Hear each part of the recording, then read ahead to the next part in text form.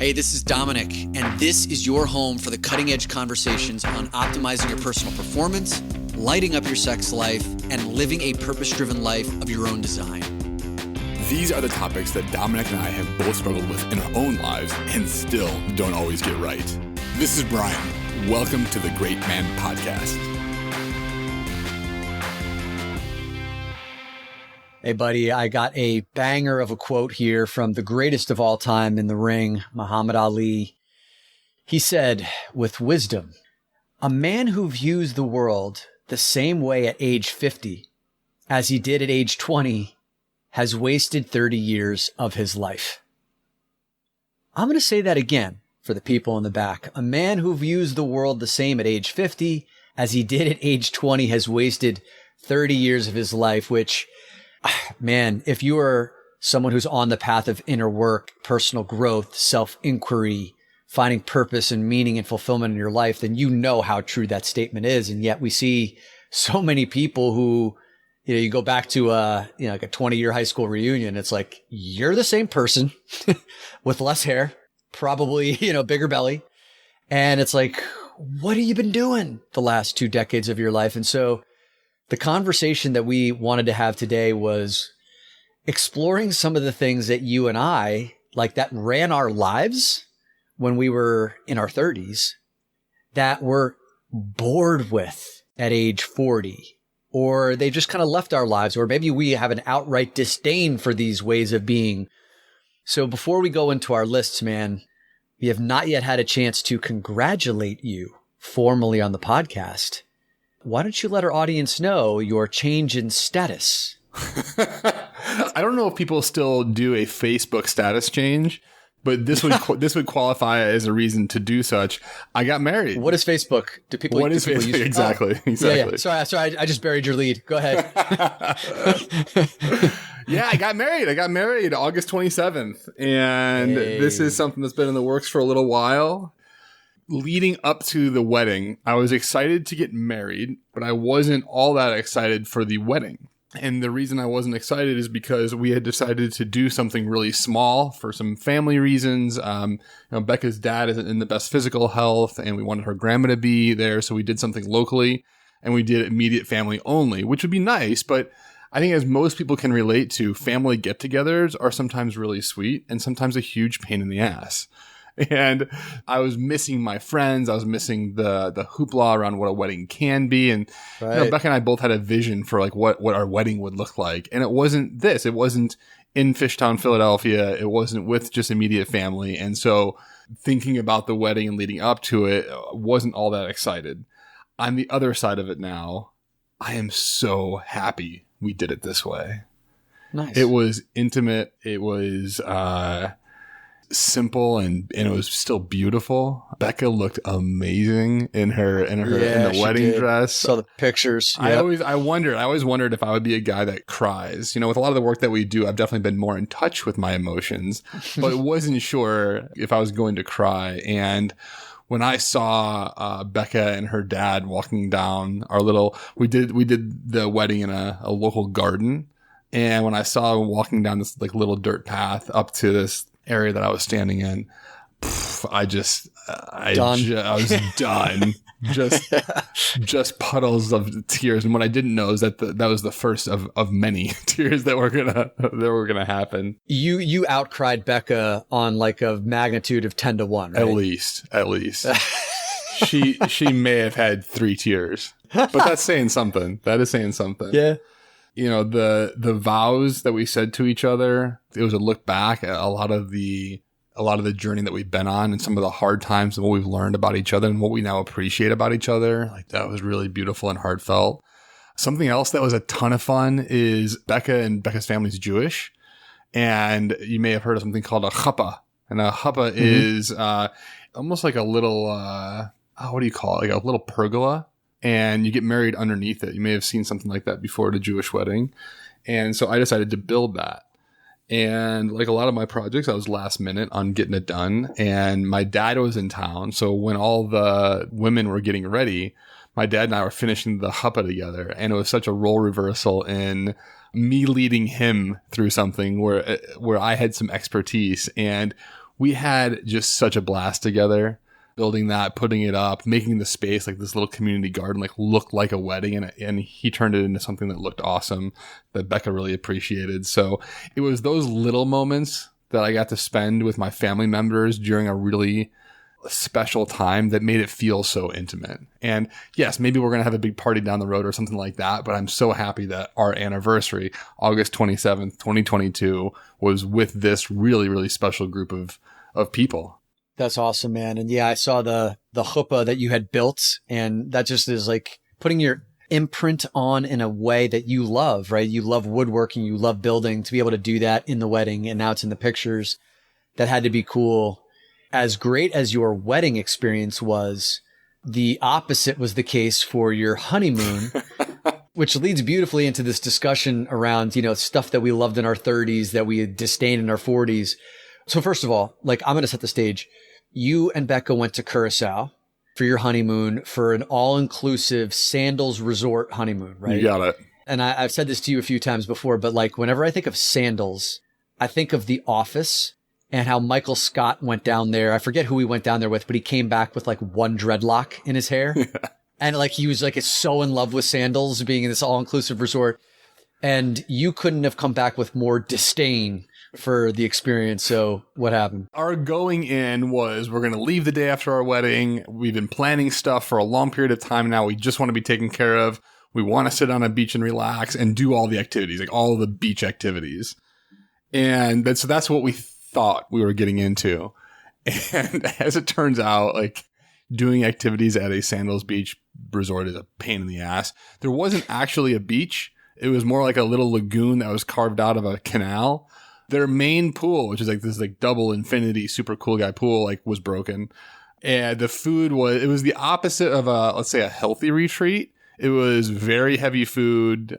I had to say no to alcohol like 12 times a day because I think they get paid by the drink. Maybe I don't know how how it works, but like, there was so much pushing of alcohol.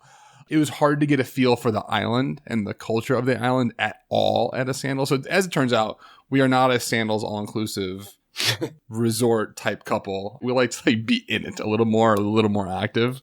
So we're going to re-honeymoon. TBD on where that's going to be, but we are going to re-honeymoon somewhere and do it the way we want to do it. Yeah. The thing that you had mentioned was like, you found out very quickly that, when you go to a Sandals resort, which is all inclusive, and that's kind of like that's the key, is this all inclusive, all you can eat, all you can drink. And the kind of stuff that you're going to get in all you can eat, all you can drink is, not healthy stuff. And it does attract a crowd where their primary value is like, let's drink it up all day long.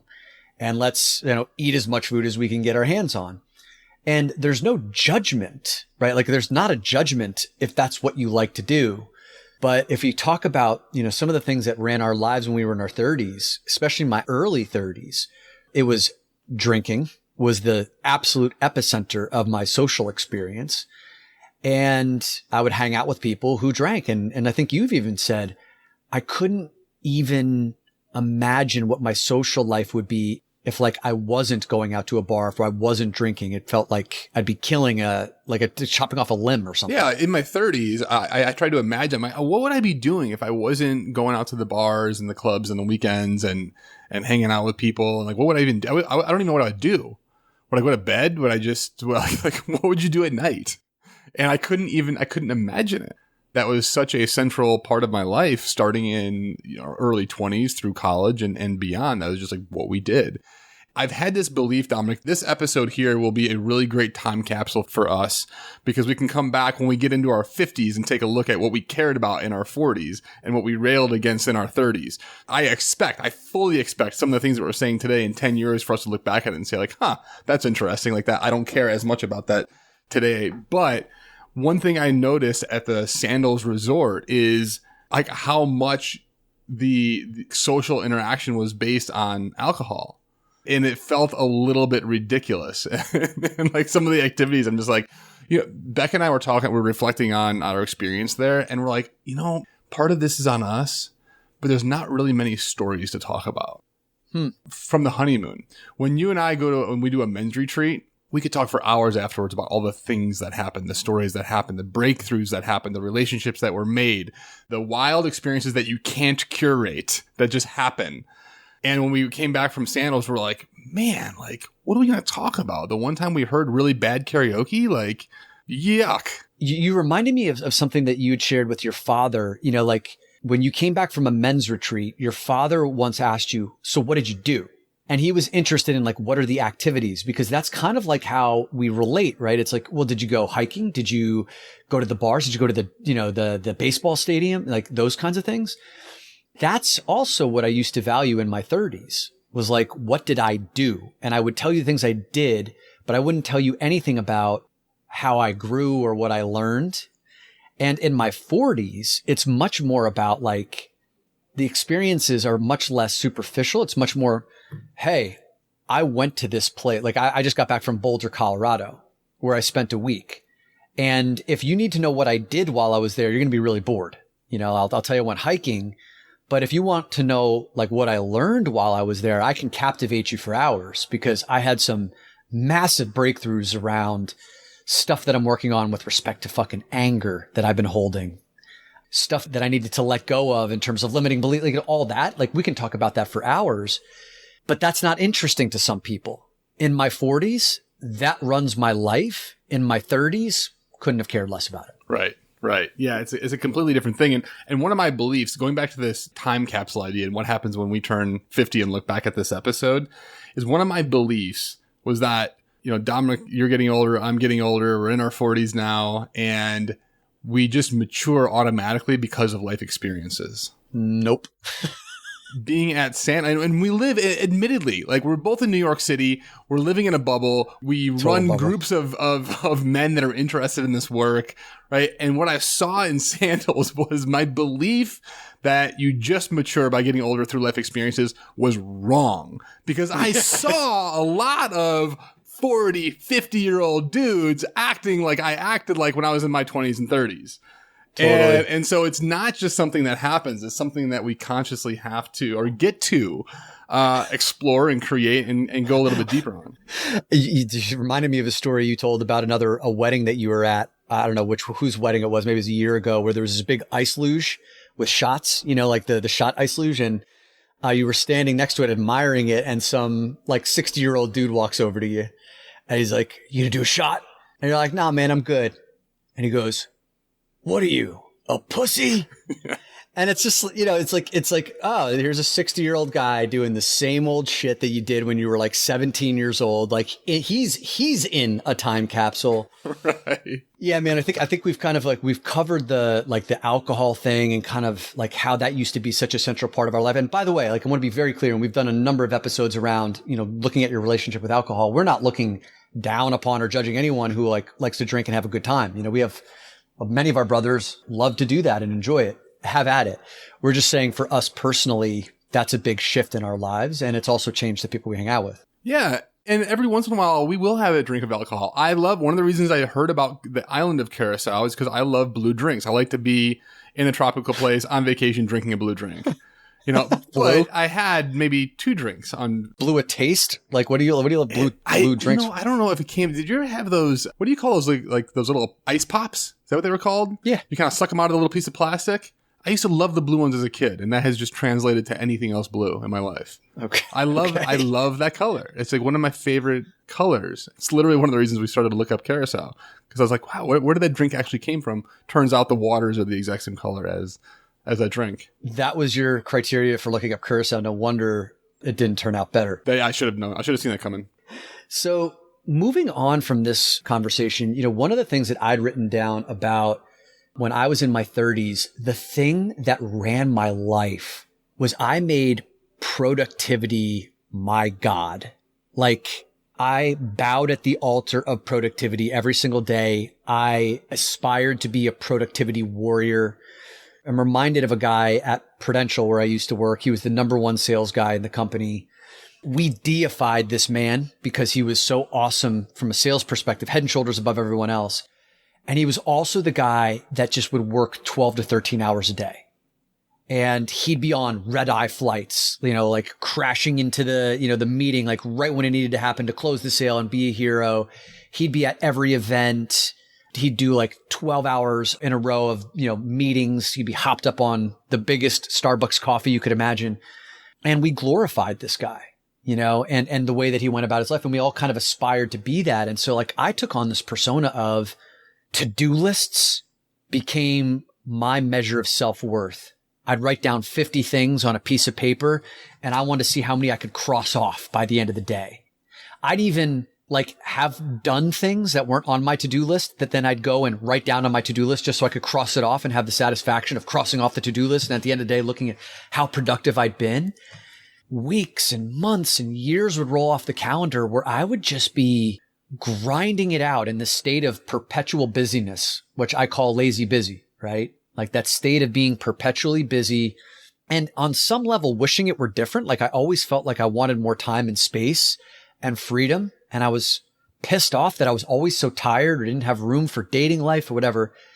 Yet at the same time, I was just unconsciously chasing this productivity god until I realized there's some things that are far more important than that. In your 30s, Dom, what was the belief behind that? Why was that an important part of your life? If I do all these things, then I will have the success I've always dreamed of. Then I will feel like I've been successful and proud of myself. Like I will find a sense of purpose and meaning.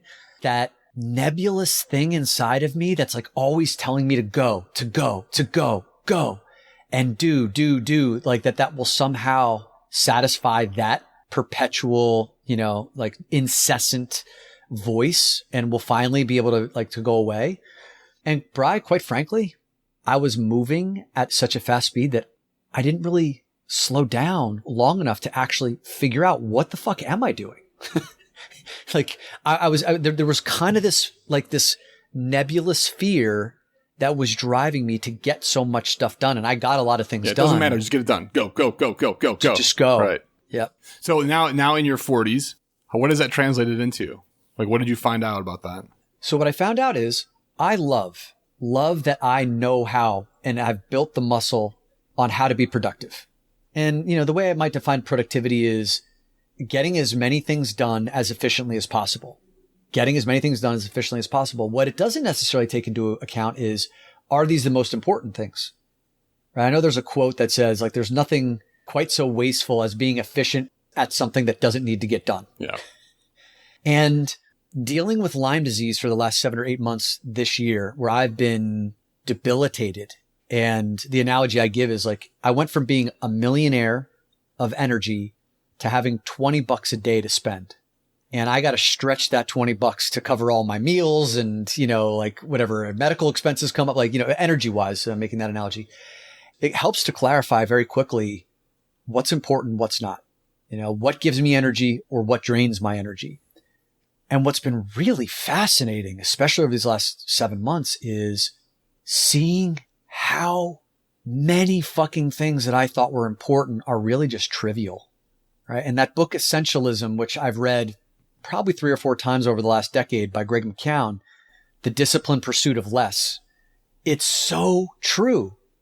And when I've honed in on, the vital few versus the trivial many, that's one of the quotes from the book, like honing in on the vital few versus the trivial many, then my impact is greater. I have more space in my day, and I feel like a sense of peace and calm as I work through my day versus that incessant urge of go, get something done, and the nebulous fear that's behind it. And so you got to this place in your 40s after having a lot of these life experiences of doing the things that maybe don't matter all that much. So for somebody that's experiencing that right now, that's on that grind, that productivity train, what would you tell the 30-year-old version of yourself? I would say be really mindful of how intoxicated you get with that feeling, because it's really hard to step off that hamster wheel. Because when you're in that momentum, that phase of momentum, to shift away from it causes a lot of pain. I honestly wasn't able to do it. I wasn't able to step fully off of that never-ending speed bullet of a train without the help of being debilitated by a chronic illness. And that's an expensive way of doing things, man. Not just financially expensive, but also, mentally, emotionally, and spiritually expensive. Something I've seen that is I think an indicator of where you're at now is before, if you were always doing, you weren't all that often just being and allowing yourself to take time to meditate. I mean, before a prayer or meditation, or it felt like not important and selfish and unproductive. And what I've seen you do in your work is like, that's actually what drives your productivity and drives 100%. Identifying what actually matters. That's something that I've identified in my life too, is in my 30s, like it was just all go, just all gas. Forget about the brake. You don't need the brake because the brake is bad. Well, a perfect example of that, Bri, like is yesterday. I was feeling pretty low energy. And I just run this masterclass for women. It was like this masterclass called Emotional Foreplay with Your Man, the art of getting him in the mood to open up to you. And I had run that class a few days earlier. It went really well. I was selling it for $25. And yesterday, the only things I really had energy for was to do a very light workout, which I'm finally back to getting to doing, meditating. And I was like, if there's one thing that I can get done for my business today, just one, that's it. Then what would that thing be? What would be the highest value? And I decided, I was like, oh, if I do this Instagram post promoting the replay of the masterclass and I do something that's kind of creative and thought provoking. So I spent 45 minutes putting this post together. That's it. And posted it. And 100 people bought the masterclass off of that. Right. And that's, that's $2,500. And that was my work for the day yesterday. And there was a part of me that like wanted to feel guilty about doing the workout, meditating, taking time to like see a friend for lunch or dinner who was in town and only doing that one thing. But when I stopped and looked at the whole thing, I was like, well, I'm nourished, like emotionally, I feel more rested and I still moved the ball forward in my business and made money for it. That was good enough for yesterday. It's a new barometer in your 40s for those things that actually matter. You had something that you shared before the podcast about a 4-letter word that's actually 5 letters, but you've turned it into a 4-letter word that they used to run your life in your 30s. What was that? There's a swear word in our relationship that we're not allowed to say anymore, and it's called should. And in my 30s, I was obsessed with should because everybody was telling me what I should believe in. When I look at what my boss would tell me, when I looked at what religion would tell me, what my parents would tell me even at a younger age, I was constantly trying to follow those paths that were created for me. And that's what I should do. I haven't got into like what I should feel. That felt like I was doing good. Like I was like, oh yeah, like I did the thing. Give me the sticker. And as I've gotten into my 40s, I still take that in as input. I'll read a book. I'll listen to a guru of some sort or whatever. But like I get to take that and make it my own. And decide what works for me, what doesn't work for me, what do I want to implement, what do I not want to implement. And it's given me a sense of freedom. So I would say in my 30s, it was all about should and following the paths that were given to me. And in my 40s, it's all about what works for me. Like what really do I resonate with and how do I want to use that in my life? I had that on my list too, like kind of other people's expectations and approval. Like I really was driven by other people's approval and mitigating the amount of criticism I received, because if I was doing the quote right thing, then I should not be criticized by others. And so like so much of my life force energy was dedicated to like churning and meticulously thinking about every little word that I said or everything that I did or how I dressed to make sure it wasn't going to offend anybody and be praised and be universally liked. And that was fucking exhausting. Yeah. And also confusing because I didn't know who the hell I was. Should is really slow because it gives us permission to shelf something that we actually want to do. And so the rule that Becca and I have is if should comes up, like, what we should do? We pause, we say, like, no, here's what we're going to do. We are able to take action really, really quickly. Should is a swear word. I love how you put that. So I'm going to do a couple quick hit ones as we round out the episode here. One of the big ones for me that in my 30s kind of ran a lot of my life energy that I really look back on and go, fuck, I'm so glad I've grown up. I used to make fun of religion and spirituality in my early 30s because it was shit that I had a lot of trauma around. And it was also stuff that I didn't understand. So, I grew up Catholic schoolboy, 7 years of Catholic schooling, altar boy, youth group.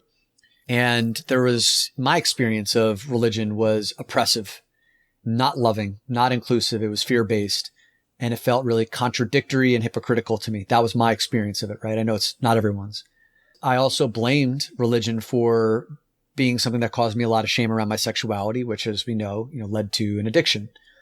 For many years, for 15, 20 years, I was probably spiritually homeless. And I used to judge people like if they were smart, beautiful human beings, but if they believed in God, I would be like, there's something fucking wrong with you. I remember calling religion magic or spirituality and looking at people and labeling them, cuckoo. When I got on my healing journey, which started probably like 33, 34, I entered Sex Addicts Anonymous 10 years ago, which was really where I went to the next level. So that was when I was 33, 34 years old. I realized that higher power, something bigger than myself, there are forces at work that I can't quite understand. And to not need to understand with my logical thinking mind, which was always like trying to make sense of everything, the nonsensical. And since I've then transitioned out of my disdain for religion and spirituality into an embracing, I'm deeply spiritual. I love mysticism. I love not knowing, being this little tiny mouse in a cathedral who can't conceive of the grandiosity of what we're a part of. That's something really exciting for me and fulfilling. And it's also allowed me during this time where I've been debilitated for 7 or 8 months now to surrender my will and to believe in something that's, while doing all that I can to take care of myself, to believe that there's like forces at work that are allowing me to grow. What is the difference in the texture of the feeling of moving from in your 30s disdain to now openness and curiosity? I love that question because what I started to notice when I was healing, doing the deep inner work, I started to notice that like these feelings I had inside of me around like judgment or resentment, hatred, anger, like really old anger, I realized that those no longer had a home in the man that I was becoming. I could feel my heart opening. I could feel forgiveness happening everywhere. The one place that I couldn't forgive was religion. And I remember hanging on to so much animosity. And I just remember saying, this doesn't feel good in my body. I want to hold on to animosity. So what I actually did was like, I went on a forgiveness campaign. And one of the ways of doing that was I reached out to a man who's a Christian minister who I had a really good connection with. His name's Stan. And I said, brother, I don't believe, but I want to let go of my hatred. And you're someone who I trust won't impose religion upon me. Would you be down for every Friday afternoon we jump on a call for an hour and we talk? And I just get to ask you questions. And he was so down for it. I mean, we did that for probably 4 or 5 months. And it was really healing for me. And what ended up happening as a result of that was I started noticing that I was much more welcoming of other people who are devout men of faith. And some of those have become some of my closest relationships since that point, you being one of them, So yeah, big change. Yeah. The religion landscape has been a big shift in my life as well, but it was different. Mine came from even into my 30s, into my late 30s even, a belief that I had grown up with, which is I know how this story began, life. I know how this story of life is going to end. I feel bad for anybody that doesn't know that. In a short way, I had it all figured out. And yeah. Where I started to, there was some dissonance going on in my mind is I would meet people, I'd be friends with people that didn't believe in those things. And so it was the different angle on the same topic that you had where I was just like, wait, like, how could this all be true? How could I know the only way, the only path? And yet these friends and family members, they're not on that path. Right. And so as I moved into my late 30s and 40s, I got more curious around what else is out there and why do they believe these things? And it turns out that, wow, a lot of the things that I believed actually has a lot of parallel, a lot of similarity to spirituality and other religions. And isn't that interesting? And so for me, it felt very taboo to allow that door to even be open and to look at it. But it's given me a perspective of when I like go back and see people, wherever it's like where I grew up that still have that like really strict mentality. I can go there with an open mind and I can see where they're coming from. And so it's definitely moved me from like, this is the only way to like, this is a way. And there's been also some books along the way. There's one, this guy's name is Rob Bell. He's a pastor of like a mega church in, I think, Michigan. And he wrote a book called Love Wins. And all it talks about is the teachings of Jesus, which are in lockstep with a lot of other like really high spiritual beings that even came before him. But how religion has really taken that and like put its own spin on it, like the Christianity religion in particular. And so what I subscribe to that feels really great now is like those teachings of Jesus are really amazing. And I don't have to take all of it. And so this is going back to the should comment, like, well, you should do all of these things. And it's like some of that works for me and some of that doesn't make any sense and doesn't feel good in my body. It's a shift in a different direction from where I grew up. I mean, really what I'm hearing you say is, you've gone from closed-minded to open-minded. And that's really interesting because, a lot of people as they get older kind of get more set in their ways. I'm only going to watch this news. I'm only going to listen to people with this faith. I'm only going to hang out with people who agree with what I have to say. And what you're talking about is like there's more of an openness and expanding. And I have gone on that same trajectory. I think to close this out, the last one I wanted to add in here that I know you resonate with, something that ran my life in my 30s was I was a mass consumer of information. And in my 40s, I'm a mass creator of content and creativity in general. I remember like what caused this consumption. I was basically like engorging myself. But like in my early 30s, that's where I started to wake up to the fact that like the way I had been operating in my life, the way that I've been looking at the world was really narrow. And, these books started coming into my existence that challenged my thinking, like The Way of the Superior Man by David Dada, The 4-Hour Workweek by Tim Ferriss. Those two things cracked me open. I went to the Landmark Forum, which is my personal development program, consumed that information. That blew my mind. And then I was like, give me everything you got, and I just gobbled up. I went from one personal development workshop to another. I read every book, 30 books a year, all that stuff. It almost became kind of like a new compulsion for me. There was kind of a light bulb moment that went off right near the end of my 30s. And I was at A-Fest in Sardinia, which is like a big event that you describe as kind of like a mix between a Burning Man, Tony Robbins, and TED Talks. I think that's a pretty good explanation of it. And I'd gone to my fourth one of these in a row. And I was sitting in the audience listening to another keynote speaker. And I remember thinking, I belong on the stage, not in these fucking seats. And it's time to like shift like that mentality of I'm no longer the guy who's paying for the workshops, who's buying all the books, who's listening to every podcast. I'm the guy who's now the speaker on these subjects. And what do I think about these subjects? Not can I regurgitate what everyone else thinks, which I can do quite well. And it's like going from, this is an analogy that my friend Carl gave me, going from being the librarian to being the author.